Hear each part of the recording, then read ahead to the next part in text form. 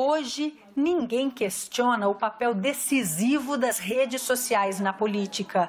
No mundo inteiro, elas se tornaram motor por trás das grandes manifestações de rua, termômetro de tendências sociais e fórum permanente de debates. Passaram ainda a ser um meio oficial, muitas vezes exclusivo, para as declarações das autoridades. Mas, em certa medida, as redes sociais são também um desafio para a democracia. Um espaço internacional sem fronteiras, onde a guerra de narrativas conta com estratégias e um exército de especialistas e robôs. Como esse exército trabalha? Quais os rastros e as lições que ele deixa? Tema para o Cidadania Mundo. E para falar sobre esse tema, a gente recebe aqui no nosso programa o professor Marcelo Santos, que fala conosco direto de Santiago do Chile.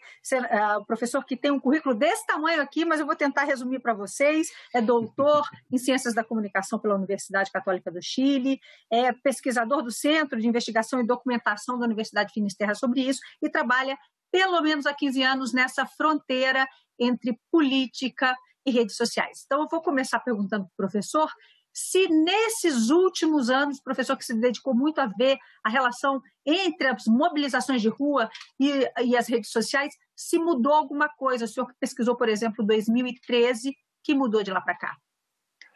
Oi, tudo bem? Obrigado pelo convite.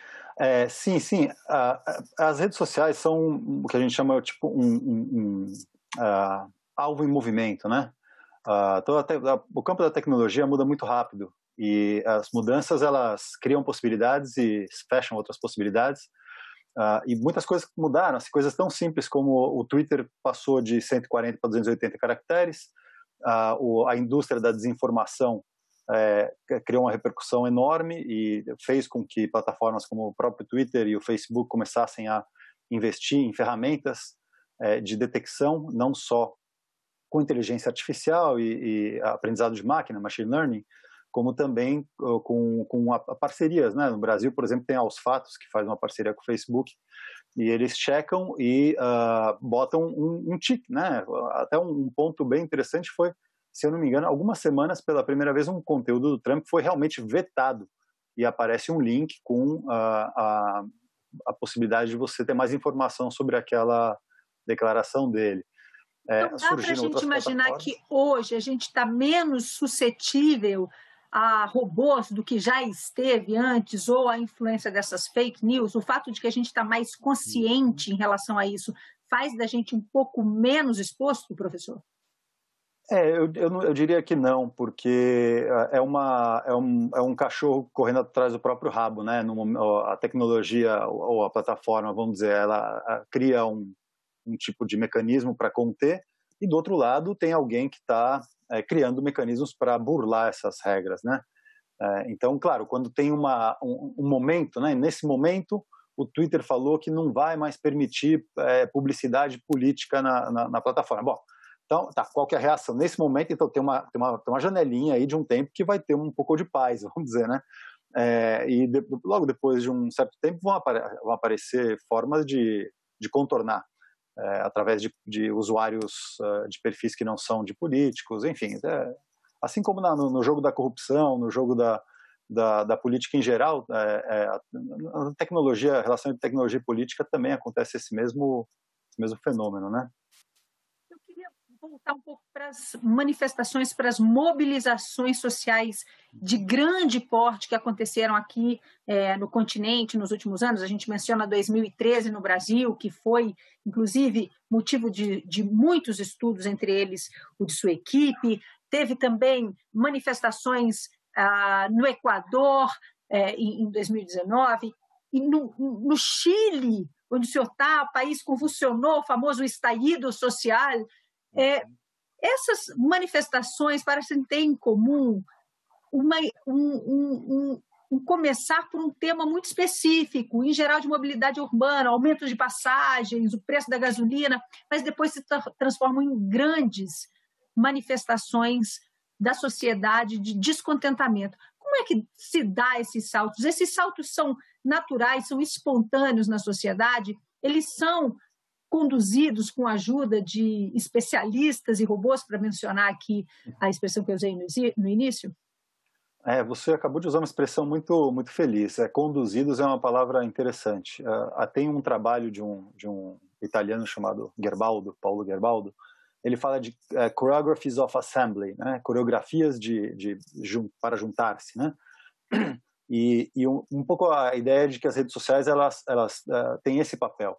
Então, o que acontece não é que a rede social ela gera a mobilização, não é que a rede social ela é pró ou antidemocrática, evidentemente, né? O que ela faz é que ela potencializa, acelera certos processos. Então, no caso por exemplo, de manifestações que têm uma repressão muito forte, como foi o que aconteceu em 2013 no Brasil, 2011 no Chile, no Equador, evidentemente, aqui em 2019 também, essas imagens começam a colidir com a narrativa dominante de uma mídia que, em geral, é desfavorável ao protesto social, mas alinhado à mudança do status quo, né? Então, quando isso começa a circular nas redes sociais, isso foi um pouco o que eu estudei no caso do impeachment da Dilma, por exemplo, então você tem bastante documentação alternativa. No caso do Brasil, a mídia ninja teve um papel muito importante desde 2013, né? Então, isso gera um conhecimento de imagens que não é a mesma coisa do que você vê alguém passando um rumor ou um folhetim, uma mídia alternativa com um texto de alguém que viveu uma coisa. Você tem um vídeo mostrando, né, uma agressão, um tiro no olho, aqui no caso do Chile, né, uma quantidade incrível de tiros nos olhos, então fica inegável. O que acontece aí também é um jogo entre a mídia mais tradicional, mainstream, com essas mídias alternativas, disputando essa narrativa, né? Então, as mobilizações sociais em si, elas são fenômenos muito mais complexos do que o fenômeno propriamente comunicativo. Então, o que acontece é que as ferramentas de comunicação elas podem servir, né, em determinados contextos para potencializar, mas que nem eu te falei, isso em um primeiro momento, é um processo que a gente chama de apropriação social da tecnologia. No primeiro momento, talvez essas forças mais progressistas, mais de protesto, mais de busca de câmbios de mudança social, se apropriaram. No segundo momento, por exemplo, você tem no México, no Yo Soy 132, na eleição na que perdeu o Peña Neto, né? Que ganhou o Peña Neto, não, antes do Obrador, que o Obrador perdeu. Você tem todo um aparato do Estado intervindo, né, contra a mobilização. Então, botando gente infiltrada, bombardeando hashtag com informação que tem nada a ver, justamente para dirimir. Então, aí você tem os robôs que você falava, por exemplo, né? Então, tem muito disso. No caso da ascensão do Bolsonaro, por exemplo, pelo menos no Twitter especificamente, que é um lugar onde ele não tinha presença nenhuma até 2016, no dia do impeachment da Dilma, tem um robô, um ciborgue, né, uma pessoa que atua de forma repetitiva, que potencializa com 120 tweets em pouco mais de uma hora. Eles geram uma tendência e isso é uma isca para as pessoas de esquerda que pegam e começam a criticar esse hashtag Bolsonaro 2018, por exemplo, e começa a potencializar isso aí, de repente sai 30 mil tweets em algumas horas e o negócio vira tendência mundial, né? Deixa eu recapitular esse fio para eu entender o que o senhor está dizendo. O senhor está dizendo que durante o impeachment da presidente Dilma, alguém, que pode ser uma pessoa, pode ser um robô, usou repetidamente a hashtag seguidamente e fez ela aparecer entre os trending topics. E uma vez entre os trending topics, ela passou a ser altamente inflada por pessoas que se posicionavam de forma contrária a ela. Exatamente. Esse foi Ou seja, sem saber, estava, na verdade, ajudando aquela hashtag.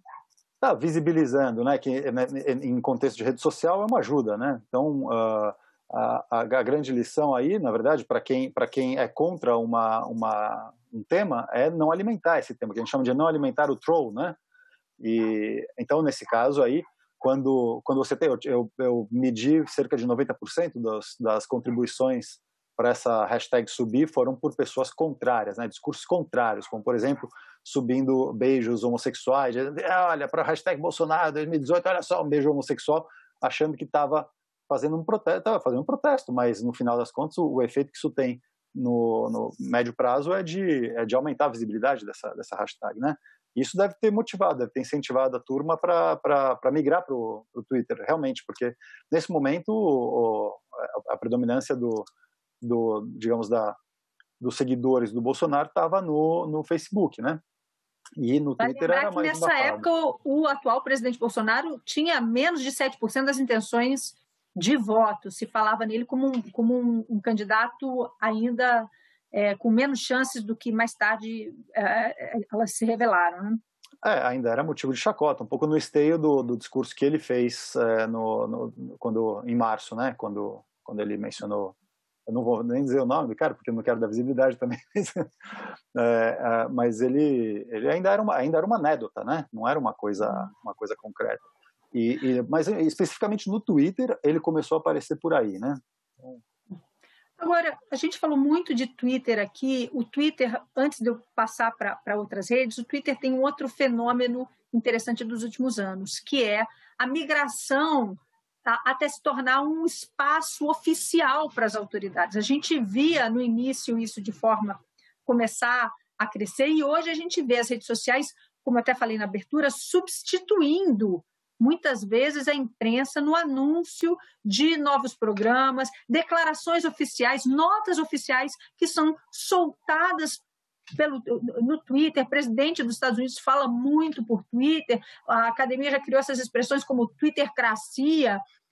Isso, em que medida prejudica ou colabora com o cenário democrático, o senhor que se especializou nessa fronteira? Nossa, ótima pergunta. Eu acho que como provavelmente qualquer pergunta que você possa fazer nesse contexto que a gente está falando aqui, a resposta é sempre ambos. Eu sou muito adepto dessa ideia que eu já mencionei de apropriação social das tecnologias, que, em outras palavras, depende do uso que se faça da tecnologia, né? O Matelar falava de apropriação crítica, né? E se a gente pegar um par de exemplos, né? Quer dizer, quando você pega uma pessoa pública, um político, um presidente, um ministro, etc., que resolve, né, fazer a agenda dele um pouco mais pública, que mais gente tem acesso a isso, através, por exemplo, do Twitter, das redes sociais, você tem um cenário positivo, em que aumenta a transparência, vamos dizer, né? Quando você faz o que faz o Trump e o Bolsonaro, por exemplo, na minha opinião, é extremamente negativo, que é, primeiro, você massacra, né? Você pode botar agora no Twitter, você coloca lá, entre aspas, fake news no usuário do Bolsonaro e, entre aspas, fake news no usuário do Trump, e você vai ver a quantidade de vezes que eles mencionam esse tipo de argumento. Isso claramente é uma coisa, é uma agenda que eles têm, né?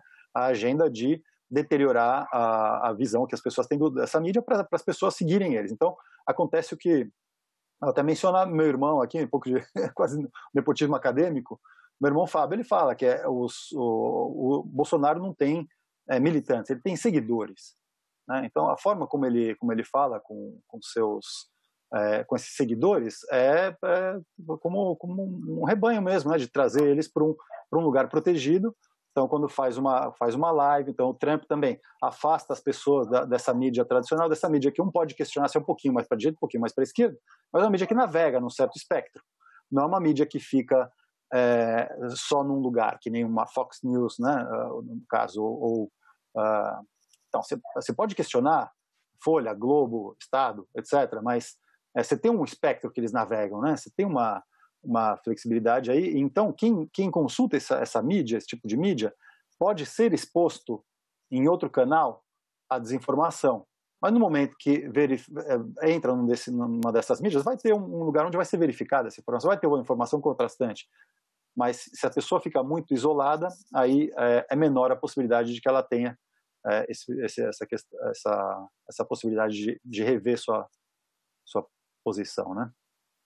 A gente falou aqui muito de Twitter, mas eu queria agora, então, passar para outra das redes sociais que seguramente tem imensa penetração no Brasil, mas muito mais muito mais turva no sentido da investigação, que é o WhatsApp. O senhor falou em disseminação de de fake news, de notícias falsas, e aí vale de todo o espectro político, notícias falsas que atacam tanto opositores quanto seguidores ou correligionários do presidente Jair Bolsonaro, mas dentro do WhatsApp é mais difícil de rastrear. Como é que o senhor investiga isso? Existe relação entre essas redes para fazer girar essa máquina?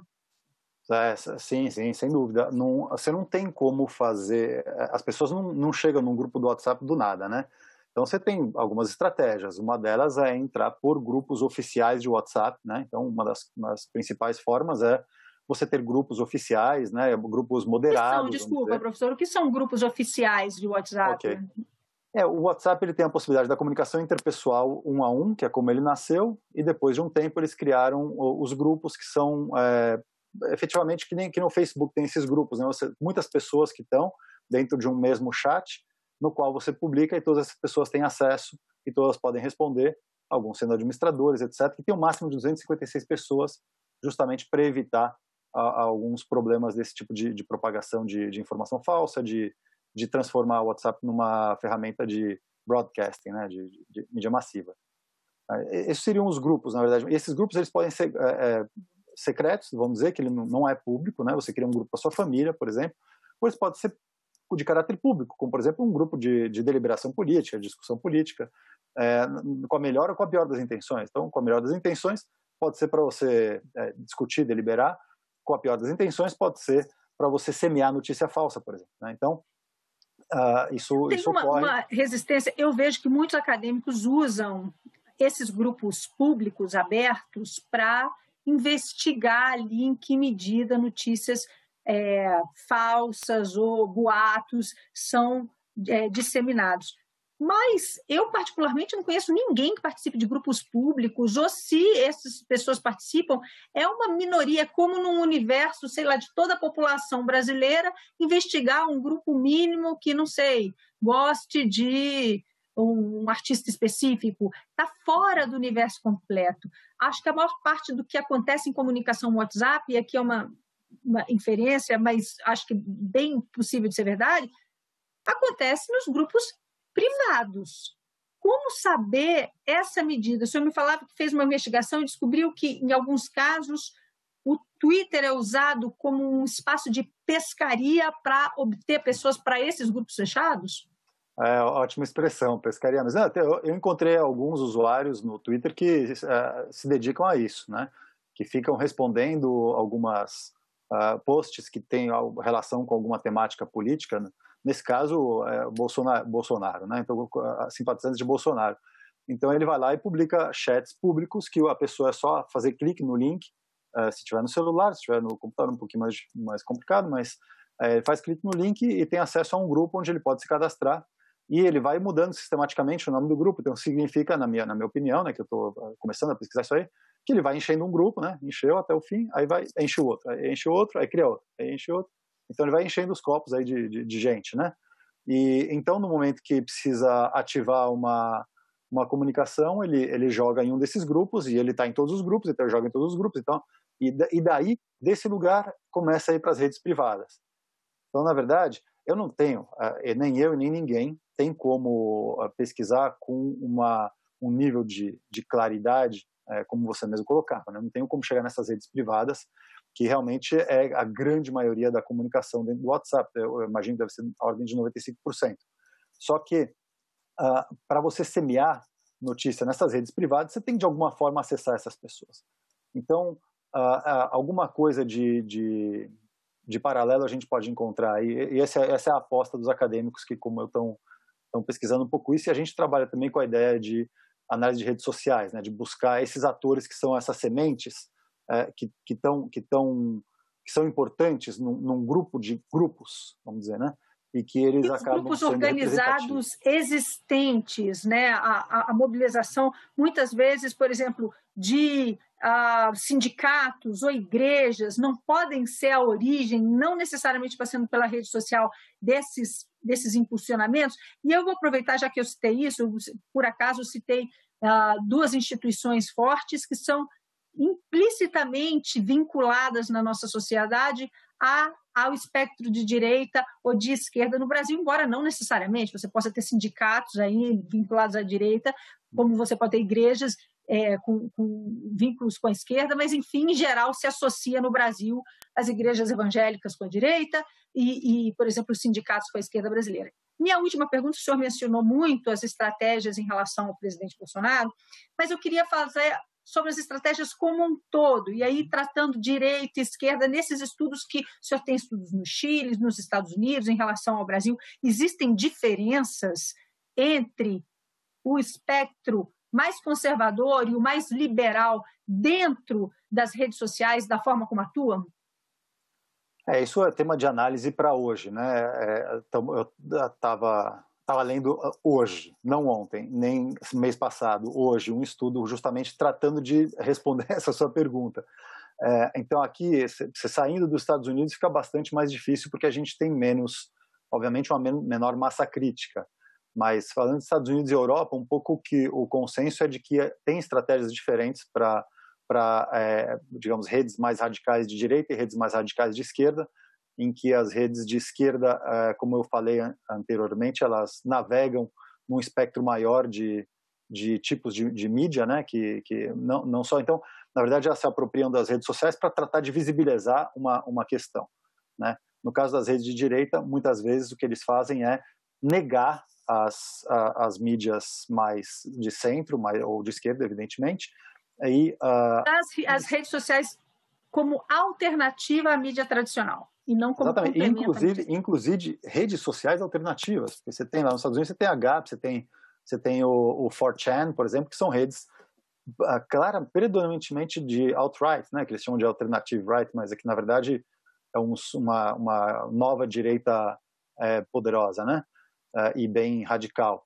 Então, existe também um movimento porque eles muitas vezes são banidos, né? Você viu agora o movimento que teve no Brasil de fechar canais, por exemplo, de ativistas de direita, não vou mencionar aqui para não dar publicidade, mas que também, e acabam buscando, né? Se eles se veem também, vamos dizer, cerceados, né? Eles falam deplatformed, né? Desplataformizados, né? Eles buscam outra plataforma. E isso, na verdade, pode ser inclusive pior, porque fica menos visível o que eles estão fazendo, que é um pouco a nossa discussão aqui do WhatsApp. Muito mais difícil fazer análise de WhatsApp do que fazer análise de Twitter. Twitter é uma plataforma pública, você pode ir lá e falar, o que você falou aqui não é verdade. Eu já fiz aqui, durante o estalido social, eu já questionei coisas e tinha acusações falsas, a gente comprova com a polícia, faz um pouco de fact-checking, né, de checar a informação, e pode, na cara da pessoa, ali na cara do usuário, negar. Nessas outras plataformas fica um pouco mais complicado. Então, como eu te digo, esse universo é muito dinâmico, né? É muito difícil de fazer afirmações categóricas. A verdade é que todas essas pequenas ações, elas têm uma quantidade de efeito. Difícil, até um like que você põe aí, o pessoal chama de slacktivismo, de clicktivismo, né? Ativismo de clique, ativismo de sofá, fala nos Estados Unidos, também tem um efeito, aumenta a visibilidade nas plataformas, mas é muito difícil da gente medir efetivamente que efeito tem cada uma dessas coisas, né? Professor, muito obrigada por essa conversa. Nosso programa chegou ao fim. Eu sei que o assunto é longo, a gente podia continuar aqui por bastante tempo, mas a gente está já no finzinho do programa. Eu vou me despedir. Eu conversei aqui com o professor Marcelo Santos, doutor em Ciências da Comunicação da Universidade Finisterra, pesquisador do Centro de Investigação e Documentação da Universidade. Falamos sobre a relação entre política e o uso estratégico das redes sociais. A você que nos acompanha mais uma vez, muito obrigada por estar com a gente. Lembrando que se você quiser rever este ou qualquer outro programa da TV Senado, pode usar a nossa página na internet, senado.leg.br/TV, do jeitinho que aparece escrito aí para você, ou, se preferir, pode seguir a TV Senado no YouTube, youtube.com/TV Senado. Aproveita, vai lá, deixa seu follow, né, seguir e fica com a gente. Tchau, até a próxima.